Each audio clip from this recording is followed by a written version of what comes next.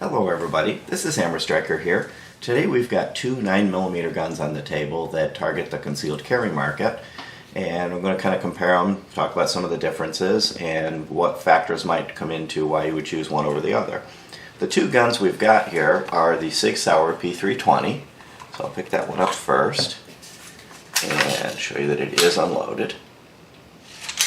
So this is the P320 compact model. This is available in a subcompact, compact, something they call the carry, which surprisingly actually has a longer grip, and with carry typically the grip is the hard part to hide, and the full size, but the compact comes closest to the other gun that I've got here on the table, which is a Glock 19. This happens to be a Gen 4. It is unloaded.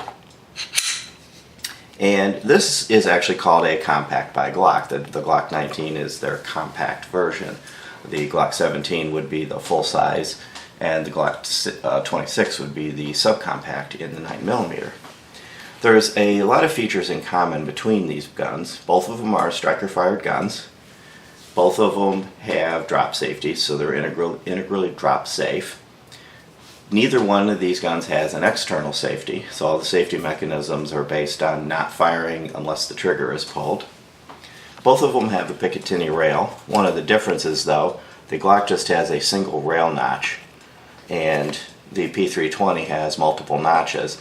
It does give you a little more flexibility on the P320 to mount certain devices that may not be adaptable as much, as far as which slot they fit in. So that is one plus for the P320. From a ambidextrous flexibility use, the P320 does have an ambidextrous slide release, so it's available on both sides.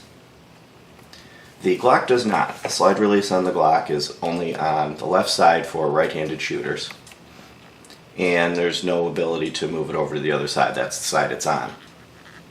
However, both guns allow you to move the magazine release over to the other side without having to buy any parts, with one restriction. That feature on the Glocks is only available on the Gen 4s. On the P320, you can also reverse it, flip it over to the other side without having to buy any additional parts. The one thing that is significantly different between the two is how you customize them to fit your hand. Both of them are customizable. With the Glock, it comes with this replaceable backstrap setup, and that is definitely with the Gen 4s. And you can pop, you'll see this one has the large backstrap on it. And I can pop this pin out up here at the top, pull this backstrap off, operate the gun without the backstrap at all, which would be its smallest configuration, or put one of the other size backstraps on it. And what that allows it to do is configure to the size of your hand and put your grip in the position you want it to be. And those replaceable backstraps come with the gun in the box. The P320 takes a different approach to it. What they have is this plastic frame is actually not the gun. The firearm is a component that's inside this, a chassis that's mounted inside this. That's the serialized part that you have to go through an FFL to get. And you can buy additional plastic frames and drop that chassis in it. This particular one is the compact medium. Let's see if I can get it up where you can see it. So it says C-M. So this is the compact size, medium grip. They come in a small and large grip, and that the compact denotes the length and height dimensions of it, and the medium, small, and large denote how fat this grip part is, which is equivalent to these back straps. The advantage to that is you can actually change the length of the gun, the frame that it's in, and do some further customization with the SIG Sauer. The disadvantage is you actually have to buy those aftermarket. They're a little bit hard to get. We've had a hard time finding compact large and carry large grip frames because Hammer's hands are bigger than mine, and we're having a real hard time finding them. So that flexibility is great if you can actually get the parts.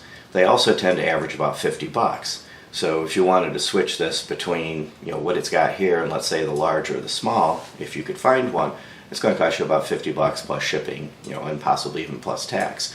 So it is flexible and customizable, but it's not quite as convenient to do the customization. A few of the other things you'll notice that are different between the two of them is the SIG, the P320 series, at least the compact, comes with SIG Light night sights.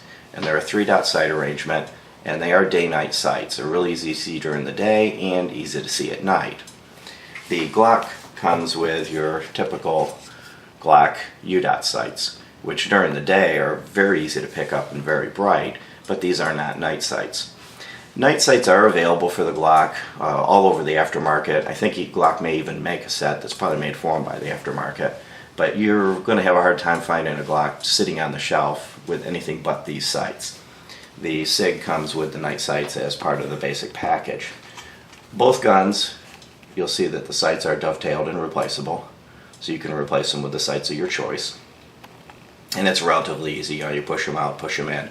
And at least with the Glock, there's a significant amount of flexibility and aftermarket support. And one thing I'll note on the Glock, the front sight's pinned, but it's not permanently pinned. There's a little bolt underneath that, take the slide off, there's a little bolt you remove and the sight pops right off.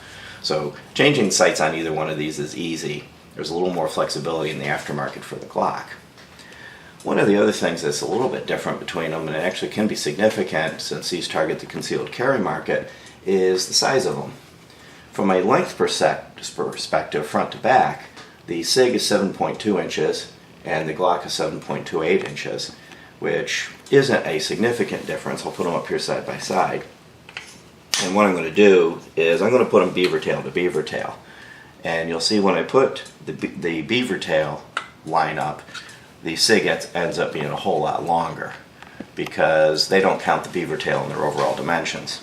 When I line them up back of the slide to the back of the slide, the Glock is a little bit longer. So it all depends on how you're going to carry this and whether or not that beaver tail would be in the way or part of the equation. But overall, from a length perspective, they're roughly the same. From a height perspective, there is a bit more difference. The Glock is 4.99 inches top to bottom, and the P320 is 5.3 inches. And I'm going to put their magazines in them, empty magazines, so you can see what they look with their flush mount magazines installed. And both of the flush mount magazines have a little bit of a lip. On the Glock, the base of the magazine sticks out a little bit. On the SIG, it kind of blends into the base a little bit. But you'll see the Glock is still significantly shorter in the grip. And the grip, when you're trying to do a concealed carry, that's the part that's hard to hide. The barrel is a little easier to hide because it's usually pointing somewhere along the lines of your body. And the grip is pointing, perpendicular to your body and, stick out from the back of your shirt or whatever. From a height perspective, using the gun, one of the other things you're going to notice is the SIG has a significantly higher bore axis. When I get a hold of the SIG, I'm way down here with this nice beaver tail, and the beaver tail does do a good job of making sure that you don't get slide bit. But you can see how high up. It's almost a full finger difference between the top of my hand touching the beaver tail and the bottom of the slide. When I hold the Glock, I'm right up there on it, and there's a very, very narrow gap between the top of my hand and the slide. Now, as far as the slide bite perspective, if you hold the Glock properly, it's not going to bite you. I've never been slide bit by a Glock, but if you kind of hold it sloppy or get your hand back here, it's more likely to happen. What the bore axis comes into play is it affects the felt recoil. The Glock is going to have a little bit less felt recoil because there's less of a twisting effect because you're up closer to the bore. Some people tend to be a little more intimidated by that being closer to the slide because they're fearing that they might get slide bit. But holding it, firing it, you're going to be, overall, you're going to have a little bit better control with the Glock. From a takedown perspective, both are very easy to maintain. With the Glock, you verify that it's clear. Of course, both of them you have to remove the magazine and take it down. You pull the trigger, pull the slide back a little bit, and it pops right apart. So it's easy to take apart, and it's just as easy to put back together.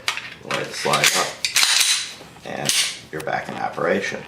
The SIG is a different process, but it's equally easy. On the SIG, you lock it back, you flip this lever down. There has to be no magazine in it. You can't flip the lever down if there's a magazine in it. You flip the lever down, hold on to it because it's under spring tension, and release it, and it pops apart. Now I'll take a moment to detour on the SIG. This metal framework, you can see this is the chassis. If I were to pull this pin completely out, I could pull this whole assembly out, and I would have the actual legal firearm in my hand and then insert it into the frame of my choice.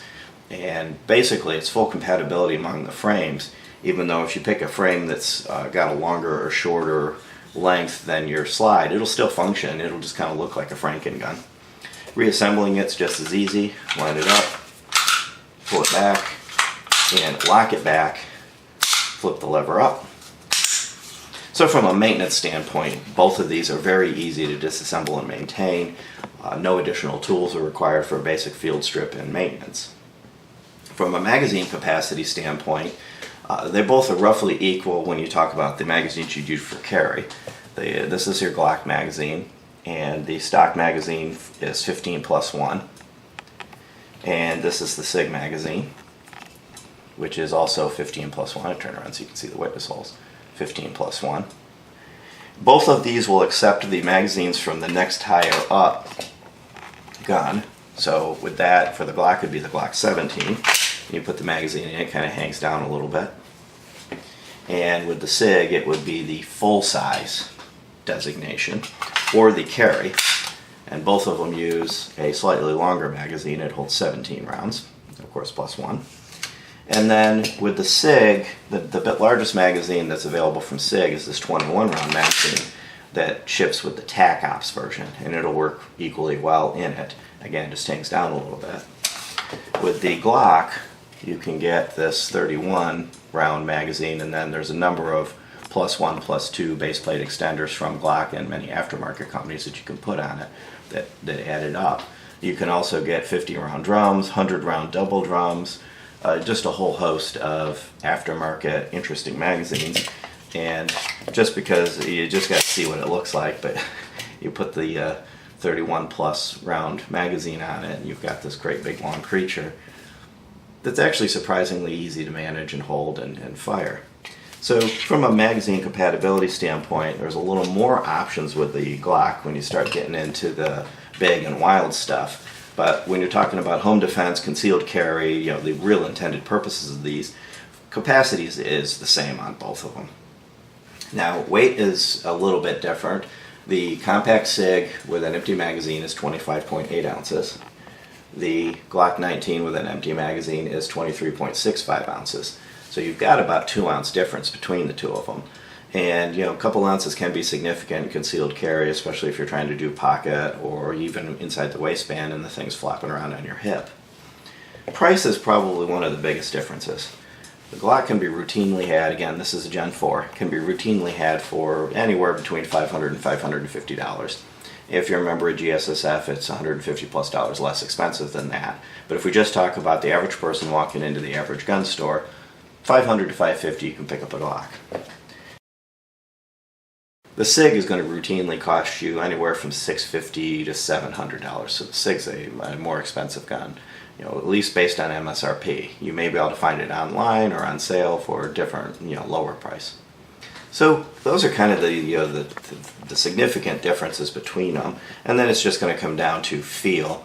The trigger on both of them is quite nice. I happen to like the Glock trigger a little bit better, especially because this Glock has the 3.5 pound connector, which has now been renamed to the minus connector, and it's been polished. Both of them come from the factory with a nice trigger. Once you put the polish job on the Glock, it actually has, in my mind, a little bit nicer trigger. When you figure out some of the, you know, the primary differences, the cost, the grip height, the weight, and a few of those features and some of the flexibility, the Glock kind of edges the SIG out just a little bit in bang for the buck. Both are great guns, both are high quality guns. This one is the one that we borrowed from a local viewer. We borrowed it back to do the comparison. He's had no trouble with it, and the time we had it, it worked great with us.